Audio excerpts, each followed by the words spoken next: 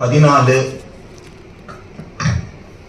மே மாதம் திரு நரேந்திர மோடி அவர்கள் ஆட்சிக்கு வந்த பிறகு 2014 ஜூலை மாதத்துல திரு தீனநாத் பத்ராவோட ஸ்டேட்மெண்ட்டை தயவு செய்து எடுத்து படிங்க.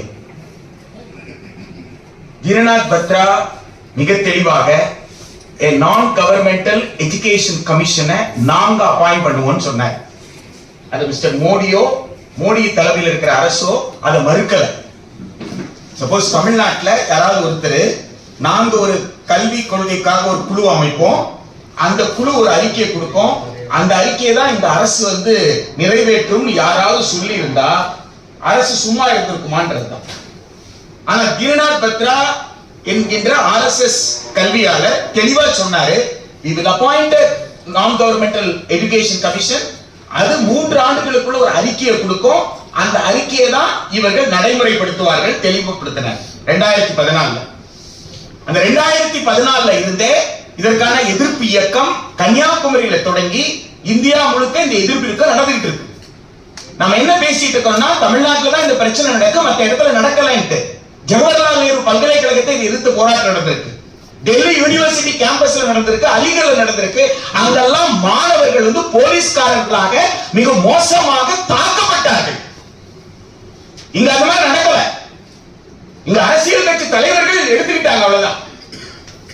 சரியா? இங்க இந்திய மாணவர் சங்கத்திலிருந்து உட்கார்ந்து இருக்கிறார், அவங்களுடைய அதிநிலை தலைவர்கள், அவங்களுடைய ஜவஹர்லால் நேரு யூனிவர்சிட்டி ஆபீஸ் பேரஸ் உடைஞ்சி மண்டை உடைஞ்சி கைகால் உடைஞ்சி ஜெயில இருந்ததெல்லாம் கேட்டு பாருங்க. எல்லா மாநிலத்திலும் நடந்திருக்கு. ஆசிரியர்கள் தீவிரமா போராடி இருக்கிறாங்க. Joint forum for movement on education சொல்லி இந்திய அளவில் இருக்கிற ஆசிரியர்கள் ஒன்றாக சேர்ந்து போராடி இருக்கிறாங்க. இன்னைக்கு தேதி வரைக்கும் போராடிட்டு இருக்கிறாங்க. எனவே போராட்டம் நடக்காமல் இல்லை, போராட்டம் நடந்துட்டு தான் இருக்கு.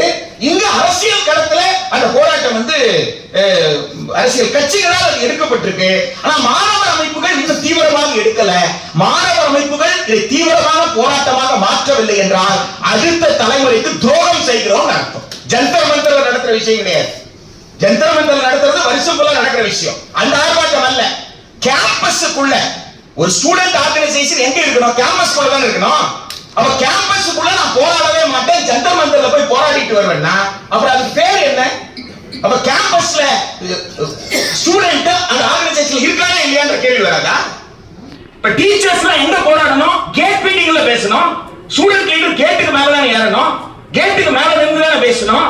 அப்ப கேட்டுக்கு மேல நின்று பேசாம கேட் மீட்டிங் நடத்தாம நான் கருத்தரங்கத்துல பேசுவேன், அது டெல்லியில போய் பேசுவேன்னா யார்கிட்ட போய் பேச போறீங்க என்பது மிக முக்கியமான கேள்வி. நாம என்ன புரிந்துக்க வேண்டிய அவசியம் இருக்குன்னு கேட்டீங்கன்னா 2016 வெளியிடப்பட்ட முதல் TSR சுப்பிரமணியம் அவங்க அபிஷியலா வெளியிடல. 2016 வெளியிடப்பட்ட some inputs for draft national education policy அந்த document, it is an unauthored undated document. அதை புரிஞ்சுக்கணும். Where did the document come from? There is no answer till date. இன்னைக்கு தேதி வரைக்கும் அதுக்கு பதிலே கிடையாது. ஆனா அதை வச்சு தான் டிஸ்கஸ் பண்ணோம். 2016 அதை வச்சு தான் டிஸ்கஸ் பண்ணோம். அதற்கு பிறகு அவங்க என்ன செய்தாங்க? 2019 கஸ்தூரி ரங்கனுடைய அறிக்கையை வெளியிட்டாங்க. 484 பக்க அறிக்கை. தயவு கூர்ந்து அந்த 484 பக்க அறிக்கையை படிச்சு பாருங்க. 17th சாப்டர்ல தான் போர்ட் ஆஃப் கவர்னன்ஸ் பத்தி பேசுறாங்க. அந்த போர்ட் ஆஃப் கவர்னன்ஸ் பத்தி பேசக்கூடிய 17th சாப்டர்ல கஸ்தூரி ரங்கன் அறிக்கையில ரொம்ப தெளிவா சொல்றாரு, இதை இந்த சீர்திருத்தங்களை செய்வதற்கு நீங்க புதியதாக சட்டத்தை இயற்ற வேண்டும் சொல்றாரு. So Kasthuri Rangan knows very well, but as per the present constitutional provision you can't do this in our agreement. அதனால அவர் சொல்றாரு புதுசா நீ சட்டத்தை எழுதணும் அப்படின்னு சொல்றாரு. அதற்கு பிறகு 2020 அவங்க பத்திரிகையாளர்கள் கூட்டத்தில் ஹைலைட்ஸ் வெளியிட்ட இந்த தேசிய கல்விக் கொள்கை, அதுக்கப்புறம் தான் 66 பக்கம் ஆவணமாக அவங்க வெளியிடுறாங்க. அதற்கு பிறகு draft national higher education qualification framework அந்த டிராஃப்ட் இப்ப நோட்டிஃபை ஆயிடுச்சு. டிராஃப்ட் ஃபைனலைஸ் ஆகி நோட்டிஃபை ஆயிடுச்சு. நீங்க அந்த national higher education qualification framework எடுத்து படிச்சீங்கன்னா இதுல இருக்கிற எல்லா ஆபத்தும் அதுல இருக்கு. 2 வருஷம் ஆகுது. சரி, இதுல இந்த ரெகுலேஷன்ஸ்ல என்னதான் சொல்லப்பட்டிருக்கோ அதெல்லாம் இருக்கு. அவுட்கம் பேஸ்ட் எஜுகேஷனை பத்தி எங்க நம்ம டிஸ்கஸ் பண்ணோம்? பிளெண்டட் லேர்னிங் பத்தி எங்க டிஸ்கஸ் பண்ணோம்? பிளெண்டட் லேர்னிங்கும் அவுட்கம் பேஸ்ட் எஜுகேஷனும் எவ்வளவு ஆபத்தானது, அது கேம்பஸ் இல்லாம செஞ்சிராதா? அதுக்கப்புறம் வந்த மிக முக்கியமான டாக்குமெண்ட் தான் நேஷனல் கரிக்குலம் ஃப்ரேம்வொர்க் 2023. எனவே பாலிசி லெவல்ல அவங்க எதையெல்லாம் கொண்டு வந்தாங்களோ அதற்கு பார்லிமெண்ட்ல போயிட்டு சட்டம் இயற்றி கொண்டு வரணும். இப்ப பார்லிமெண்ட்ல போய் சட்டம் இயற்றி கொண்டு வராம அவங்க ஸ்டாட்யூட்டரி பாடிஸா இருக்கக்கூடிய யுஜிசி போல என்சிஆர்டி போன்ற அமைப்புகளை பயன்படுத்தி அவங்க வந்து இந்த ரெகுலேஷன்ஸை நடைமுறைப்படுத்திட்டு இருக்காங்க.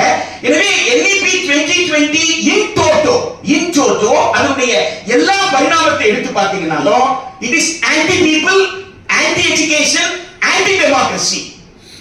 எனவே மக்கள் விரோதமாக, கல்விக்கு விரோதமாக, ஜனநாயகத்துக்கு விரோதமாக இருக்கக்கூடிய அதனுடைய எந்த பகுதியை, எந்த பாகத்தை நீங்க நடைமுறைப்படுத்தணும் நீங்க நினைச்சாலும் கல்வியை சீரழிக்கிறோம். இப்போ இருக்கிற உடனடி பிரச்சனை என்ன அப்படின்னு சொல்லி கேட்டீங்கன்னா, இந்த டிராஃப்ட் UGC ரெகுலேஷன் 2025 இருக்கு இல்லைங்களா? இப்போ அது என்ன பிரச்சனைன்னு கேட்டா, it is a last nail on the coffin which contains federalism. It's a last nail.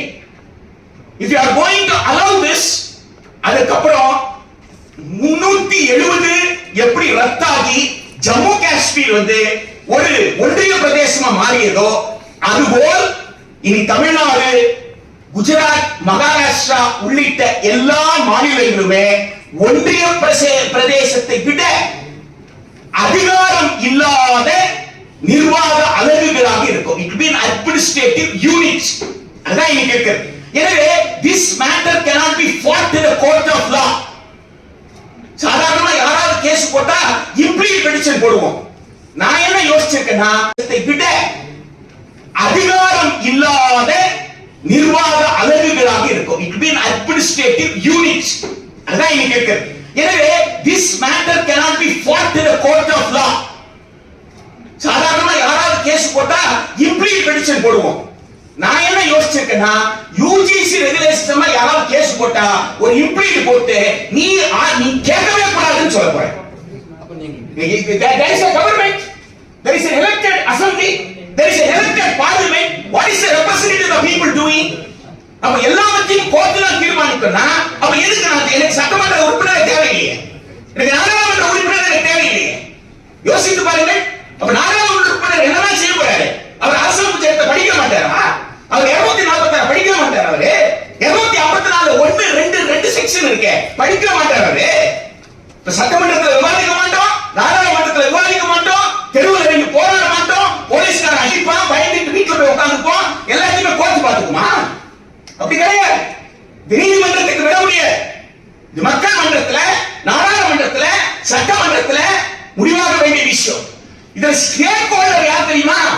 இந்த ஸ்டேக் ஹோல்டர் இதுல டீச்சர் ஸ்டூடெண்ட் கிடையாது. இந்த ஸ்டேக் ஹோல்டர் நம்முடைய காய்கறி மார்க்கெட்ல காய்கறி வித்துட்டு இருக்கிறவங்க ஸ்டேக் ஹோல்டர் இதுல. கூலி தொழிலாளி தான் ஸ்டேக் ஹோல்டர், மீன்பிடி தொழிலாளி தான் ஸ்டேக் ஹோல்டர். ஏன்னா அவனுக்கு தான் என் பிள்ளைய படிக்க வைக்கணும், என் பொண்ணை படிக்க வைக்கணும் துடிச்சிட்டு இருக்கான். அவங்க கிட்ட போய் எப்பா உன் பிள்ளைக்கு நான் கல்லூரி கிடையாது சொல்லணும். இந்த ரெகுலேஷன் வந்ததுன்னா இனி அரசு கல்லூரி இருக்காது, அரசு பல்கலைக்கழகம் இருக்காது, இனி சந்தை தான் தீர்மானிக்கும் என்று சொல்லணும். உன் பிள்ளையை வெளியேற்றத்துக்கான எல்லா வாய்ப்பும் நீங்க கொடுத்துட்டாங்க தவிர உன் பிள்ளைய உள்ள கொண்டு வந்து ஒரு சப்போர்ட் சிஸ்டம் கொடுத்து அந்த சப்போர்ட் சிஸ்டம் மூலமாக அவர் டிகிரி முடிக்கிறதுக்கான வாய்ப்பு இல்லை. இல்லன்னா என்ன நடக்கும்னு கேட்டா, எம்எல்ஏ ஓட்டு கேட்க போகும் பொழுது ஏயா இவ்வளவு பெரிய ஆபத்து நடந்திருக்கு, நீ ஏயா எனக்கு வந்து சொல்லலாம் கேட்க மாட்டாங்க, காஞ்சிபுரத்தில் கேட்க மாட்டாங்க, கேட்க வைப்பேன். வந்தா கேளுங்க, எங்க போன படிச்சியா வக்கீலாச்சு இல்லையா, மாணவர் நீ செயலாளர் இருக்கீங்க, ஏன் என்கிட்ட காஞ்சிபுரத்தில் வந்து சொல்லல, எதுக்கு மாநகரையில வந்து பேசல இல்லையா, எதுக்கு வந்து bus stand Kanchipuram bus stand இத பத்தி பேசல, சொல்லி இருக்கலாமே. நான் விவசாயி தானே, நான் எழுதல இல்ல, நான் படிக்கல இல்ல, என்கிட்ட பேசல. இப்ப மட்டும் வந்து ஓட்டு கேட்கறீங்க, கேட்க மாட்டாங்க, கேட்பாங்க மக்கள், கேட்க வைப்போம். எனவே இந்த பிரச்சனையை வீதி வீதியாக போய் மக்களிடம் போய் மக்கள் வாழ்ற இடத்துக்கு போய் கடல் பகுதின்னு சொன்னா கடல் பகுதியில போய் மணல்ல உட்கார்ந்து பேசணும். விவசாய மக்கள் என்றால் மரத்தடியில் உட்கார்ந்து திண்ணை பிரச்சாரம் செய்யணும்.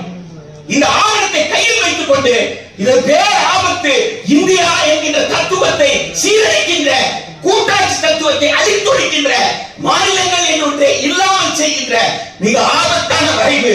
எனவே பிப்ரவரி மாசம் 6ஆம் தேதிக்குள்ள நீ எனக்கு கருத்து சொல்லி மார்ச் ஏப்ரலுக்குள்ள நீ நோட்டிஃபை பண்ணுவேன்னு சொன்னா ஒரு மிகப்பெரிய போராட்டம் இந்தியாவில் வெடிக்கும் என்பதற்கான ஒரு மிகப்பெரிய தயாரிப்பு பணியை மக்கள் மத்தியில் போய் களத்தில் போய் செய்ய வேண்டிய பொறுப்பு நம் எல்லோருக்கும் இருக்கிறது. அதனாலதான் இந்திய ஜனநாயக மீட்பு இயக்கம்.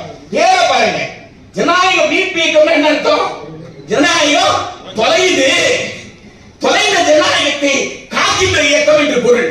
எனவே இந்த Indian redemption democratic redemption movement எடுத்திருக்கிற இந்த இயக்கம் என்பது மக்கள் மத்தியில ஒரு மிகப்பெரிய பரப்புரையாக, கலந்துரையாடலாக, மக்களின் உரையாடலாக இதை மாற்ற வேண்டிய பொறுப்பை நம் எல்லோருக்கும் இருக்கிறது.